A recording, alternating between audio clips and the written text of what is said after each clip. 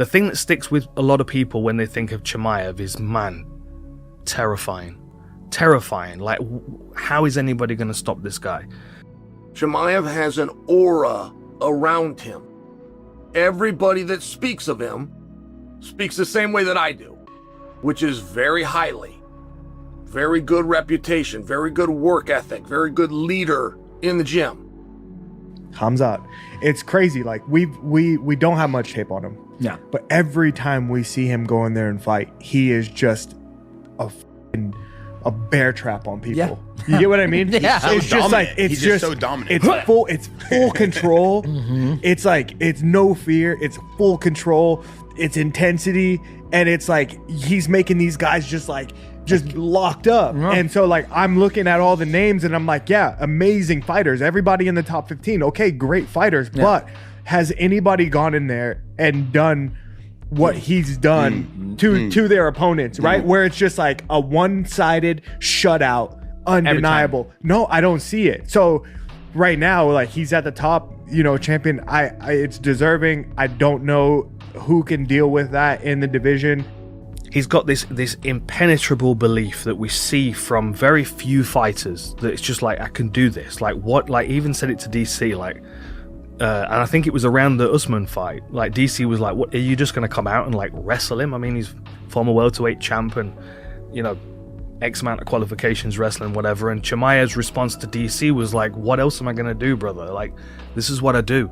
His concept of fighting is complete domination from the get-go. And Khamzat's gonna do Khamzat.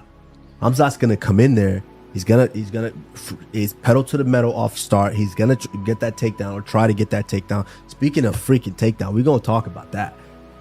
He's gonna come in there and get a takedown, and if you can survive, you might have a chance. But if you can't survive, then I think that's where things go wrong. Khamzat's skill is so high level, it makes me wonder. It's like there's some guys, like you see it in jiu-jitsu. There's some guys that look really good until they fight somebody who's really, really good. And then they get manhandled. It's like everybody looks good until they face Gordon Ryan. Like Gordon Ryan can do that to anybody. Like, is Khamzat at that level? Well, it kind of appears that he is. It appears that he's, in terms of like the grappling that he possesses, seems magnitudes greater than anybody else in his division. This fight is going to be an interesting one. It's Khamzat's first title defense. Or no. Yeah, it's his first title defense, right? Yep. No, because he beat DDP for the belt. Yes. Yeah. Okay, first title defense against Sean Strickland, has Sean Strickland ever fought a really, really strong wrestler? I looked through his resume and he has not. Not really fought a strong wrestler, but he's known for having really good grappling, really good takedown defense, but there's just different fucking levels of grappling, and Khamzat is at the highest level. Like, Islam had a difficult time taking Poirier down as a more recent example. But then Islam showed us how good he was on his feet. He showed that he could really brawl when he needed to. He could put his chin down. He could put punches together. He could put combinations. He could finish with kicks. He could do damage. He could clinch and throw knees. Like, everybody has decided that Chimaev can't do that. But you have no evidence of that. You've just never seen him do that. We don't actually have evidence that he cannot do that.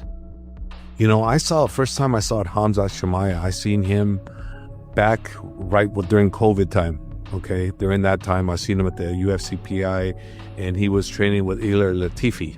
Yeah, and I didn't know Khamzat then, but I was watching him train, and I was, God dang, this guy's a machine. And I was watching him punch the bag and everything, and I was super, super impressed. Khamzat has really good striking, like really good. Let's not forget, it was one shot put someone away at one point. Or he stood with Gilbert Burns and dropped him a few times. Yes, Gilbert landed some good shots and hurt him and dropped him too, which was a banging fight with both of them. But Khamzat can strike too. And now we're seeing videos of him going with light heavyweights, and he's kind of outstriking them, So I think it's a mentality thing. If he can switch the mentality to be just a free mixed martial artist, to where it's not just, I have to get this guy down, I have to hold him down, or else I might lose this. I think we really start to see that arsenal. Yeah, I don't think it's I think it comes down to mentality, not technique with him. Like that guy, like what I see with him is a guy that's got some amazing physical gifts. He's 100% in on his game plan. That's very powerful. Being somebody that's 100% in, that's hard to fight when everybody else is fighting with all these different disciplines and you're going to go in there with one and you're 100% commit and you're a young, durable, like hungry, believes anything, believes he can beat anybody. Like that's hard to beat. Khamzat Chimaev really is somebody that you need to take seriously. He's somebody that, garners attention for the right reasons. Knockout power, great jiu-jitsu, strong wrestling, and the man is a psychopath. Simple as that. He's a psychopath, but that's what I love. I don't want, when I'm watching people fight in a cage for a living, I don't care if they're psychotic. I don't care if they have a screw loose. I don't care if they're a little bit, mental. And I think he might be. I think he's a good fighter, and I think he's got a great headspace for the craft, and he knows what he does well, and he goes out there with undoubted confidence in what he can do. And I guess, that makes a very dangerous recipe. Yeah, I think so. I think just that first round type of crazy onslaught that he brings to the table and the pressure that he brings early in a fight is very, very difficult. Like when they first get hit with that 100-mile-an-hour strength and speed and confidence, as well as the skills to back it up, they find themselves crammed into the corner up against the fence with their arm bound, and they're taking 124 punches without really landing anything, or they're taking 68 punches without landing anything. But there's those times, Josh, that you know what, and you've been there, I've been there, where all of a sudden you are in a situation with someone that they're doing things that you have always been able to stop, and you can't stop it with this guy. Yeah. He's just that level above, or does it in a way that it just doesn't work for you. And everything that you know how to do and how to get out of this, it's not working. Stopping that first takedown is so crazy. That the way he shoots in that first shot is crazy. How do you stop that dude? Jump over him. Like someone commented that last week. Why don't you just jump over him? It's not that easy. Yeah, dude, if I saw it coming, I would have. Like he's not a hurdle. Fighting Khamzat, it's just like a whirlwind. You know what I mean? You just get caught in it. You don't know really where you are. Yeah. Shit's everywhere. Your arm's over there, and then all of a sudden, they're raising Khamzat's hand. It's horrible. You want to create space. You want to just get a couple shots off to try to change the rhythm of the fight, but you can't. The guy's stuck to you. He's on you. And when you fight a guy like Khabib or like Khamzat, you don't get that in training. You don't feel that until it's live when that bell rings. Everyone thought, oh yeah, you just get past round 2 and 3 and then you'll beat him in the later rounds. And I'm like, first and foremost, the same thing Francis said at one point.